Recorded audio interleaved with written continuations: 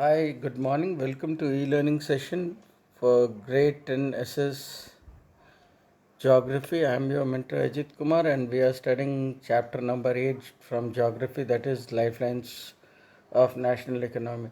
Let's start. During our previous sessions, we have discussed about why do we call these say transportation or communication as a lifeline for national economy, because somewhere it gives seamless connectivity for production, right from manufacturing industry to agriculture, mining industry, because everything, all these industry needs a raw material and also needs the finished good to be transported to market. In order to achieve this, we need to have a seamless transportation system, and similarly we need to have communication. So that is why we call it a lifeline of economy. Then during our previous session we have discussed about means of transport in three domains. uh, right, in these three domains we classify them as land, water, air transport. Under land we have roadways, railways and pipelines. Under water we have inland and overseas, and in airways we have domestic airways and international airways, which can further be classified as public and private airlines. Then we started with road transport, means roadways. uh, we saw six major differences, six major significant points which gives roadways an upper hand or edge over railways. तो कुछ बातें हमने discuss की थी यहाँ पे कि cost of construction कम है रोडवेज़ के लिए, जो रोड्स बनाने के लिए अनड्यूलेटिंग टोपोग्राफी में आराम से ट्रैवर्स कर सकता है। ठीक, फिर हाई स्लोप ग्रेडियंट्स हैं जो माउंटेन्स पे, इनको बनाया जा सकता है, वेर एज रेलवेज़ के लिए फ्लैट एंड स्ट्रेट पाथ चाहिए, तो वो ऐसी जगहों पे बना पाना बहुत मुश्किल होगा और कॉस्ट इफ़ेक्टिव नहीं रहता है। फिर it works as feeder, door to door service. ऐसी बहुत सारी खासियत हैं जिनकी वजह से roadways has a upper hand over railways. Then we studied about classification of roads. So we have classified roads under six major categories. One is golden quadrilateral superhighway, which connects all the four metropolitan cities, or say Delhi, Mumbai, Chennai and Kolkata. इन चारों को connect करता हुआ जो 6 lane highway construct हो रहा है वो है गोल्डन क्वाड्रिलैटरल.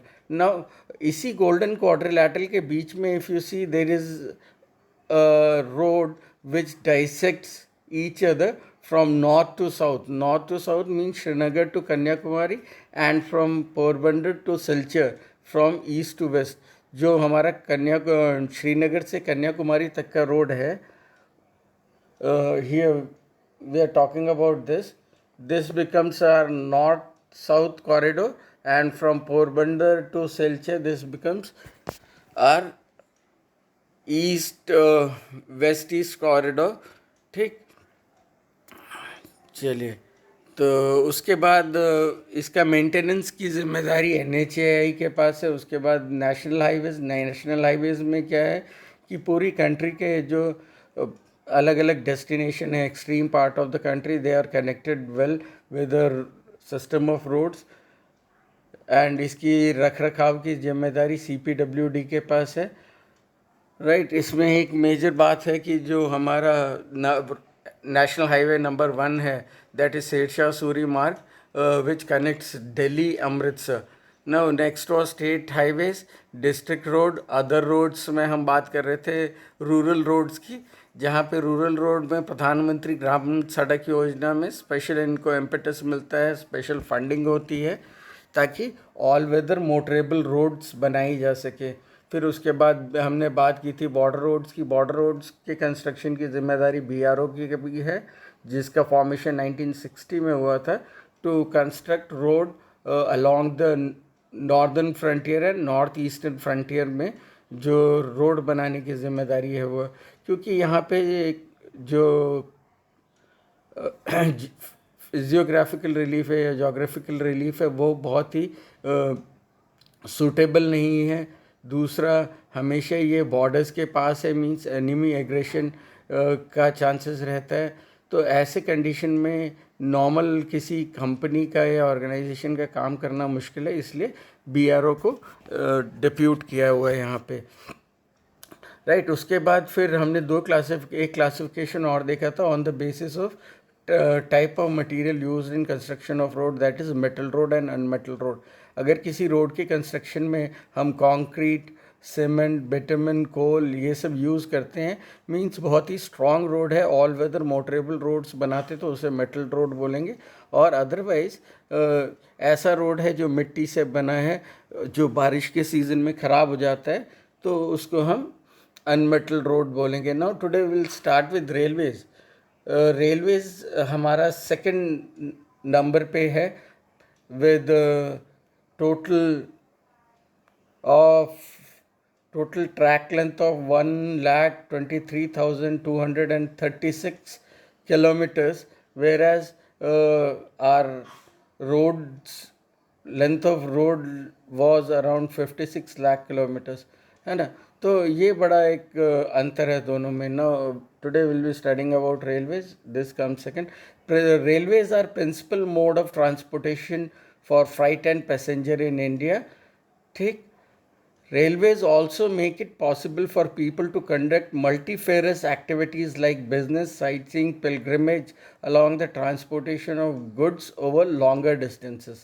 चलिए, तो रेलवे का एक बड़ा फ़ायदा ये है कि इसमें आप दोनों चीज़ों को केटर करता है। इंडियन रेलवेज जो है हमारा, फ्राइट को भी और पैसेंजर्स को भी, जो हमारा गुड्स कैरियर की तरह काम भी करेगा, साथ में पैसेंजर कैरियर की तरह काम करेगा। You must have seen passenger trains as well as goods trains. तो यहाँ पे इसकी जो एक्टिविटी है वो मल्टीफेरियस है, मतलब कई प्रकार के काम ये एक साथ कर रहा है।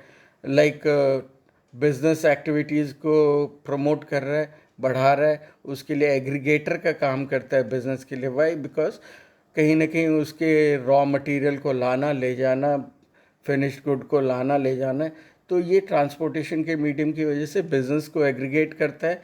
फिर again next is sight seeing, pilgrimage, लोगों का एक जगह से दूसरे जगह पहुंचना, आना जाना, ये सारी चीज़ों को वो कर पाता है। यहाँ पे पैरेलली ये गुड्स कैरियर का भी काम कर रहा है। और सबसे ख़ास बात यह है कि यहाँ पे लॉन्ग डिस्टेंसेस को बहुत आराम से और बल्क में कैरी आउट कर सकते हैं, जबकि हमारे पास रोडवेज में ये डिफ़िकल्टी रहेगी कि अगर हम पैसेंजर की भी बात करें तो एक पैसेंजर बस है तो उसकी मैक्सिमम कैपेसिटी क्या हो सकती है, 50।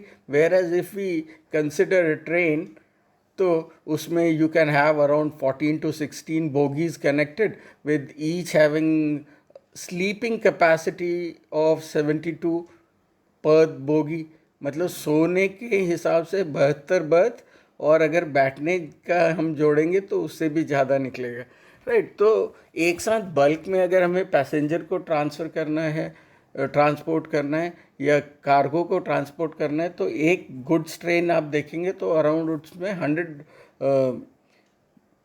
वैगन्स कनेक्टेड होती हैं।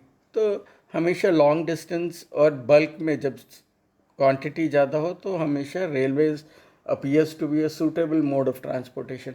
Apart from an important means of transport, the Indian Railways have been a great integrating force for more than 150 years. तो कहीं ना कहीं आप देखेंगे इंडिया की डाइवर्सिटी को कनेक्ट, हमारे पास तो जोग्राफिकल डाइवर्सिटी है, लिंगुअल डाइवर्सिटी है, रीजनल डाइवर्सिटीज़ हैं। तो इन सारी डाइवर्सिटी को अगर कोई इंटीग्रेट कर रहा है तो कहीं ना कहीं उसमें इंडियन रेलवेज़ का बड़ा हाथ है। बिकॉज इंडियन रेलवेज एक कॉमन इंसान को ट्रांसपोर्टेशन का मीडियम है, राइट। अगर एक बिहार का इंसान हूँ मैं, who lives in a far flung village of Bihar, and if I intend to migrate to Gujarat or say Morbi for work, the only option I'll have will be transportation. तो कहीं ना कहीं इंडियन रेलवेज एक common आदमी के लिए integrating force है, उनकी डाइवर्सिटी को जोड़ने के लिए। और आज से ही नहीं, हमारा इतिहास जो है रेलवे का वो 150 साल पुराना है। You can see this here. चलिए उसको भी देखेंगे। railways in India bind economic life of the country as well as accelerate the development of industry and agriculture. सही बात है.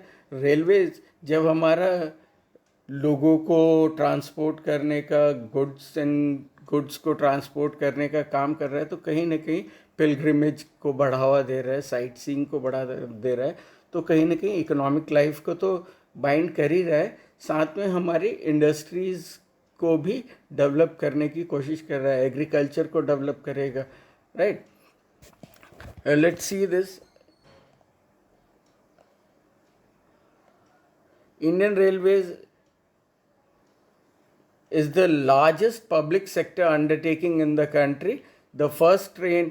और दूसरी खासियत है कि भारत का सबसे बड़ा गवर्नमेंट सेक्टर ऑर्गेनाइजेशन है, ठीक, जिसके नंबर ऑफ एम्प्लॉय सबसे ज़्यादा हैं, इसका पूरा इंडिया में फैला हुआ है, एम्प्लॉयज़ का नंबर ज़्यादा है, सर्विसेज प्रोवाइडेड जो है इस इंडियन रेलवेज़ के द्वारा, that is huge. First train steamed off from Mumbai to Thane in 1853 covering 34 kilometers. जो पहला ट्रेन चली थी वो मुंबई से थाने के बीच में थी 1853 में. तो अगर आज की डेट में हम कंपेयर कर लें तो it is more than 150 years and the total distance travelled was 34. Indian Railway is now reorganized into 16 zones. अब इतने बड़े देश में एक रेलवे, इंडियन रेलवे जैसे ऑर्गेनाइजेशन को मुझे अच्छे से चलाना है, तो उसको अलग अलग जोन्स में बांटना पड़ेगा ताकि एडमिनिस्ट्रेशन इजी हो जाए. तो they have reorganised Indian Railways into 16 zones. Hold on for a second.